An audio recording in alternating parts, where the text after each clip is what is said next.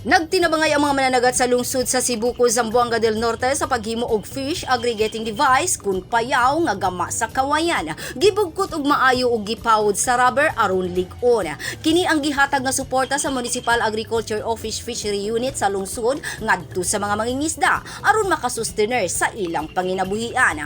Ang payaw mao ang magsilbing puy-anan sa isda kung diin punduhan kini sa lawod nga adunay lukay nga nagkabugkot ilawom sa dagat nga maoy dugukon sa mga isda. Kini ang usa ka gipasalig ni Mayor Joel Ventura sa iyang usa ka gatos ka adlaw sa pagserbisyo sa mga tawo sa Cebu o gilantaw niini ang kahimtang sa mga mananagat. Gihagit sa mayor ang mga benepisyaryo sa proyekto nga ampingan ang payaw nga magsilbing kabilin sa mga anak ug apo sa mga mananagat sa lungsod. Mitabang ang mga miyembro sa Coast Guard ug Lingayen Fisher Folks Association aron mapaspasan ang pagtrabaho sa payaw ug maarya dayon sa lawod. Paagi sab kini sa LGU nga mahatagan og livelihood assistance ang mga benepisyaryo.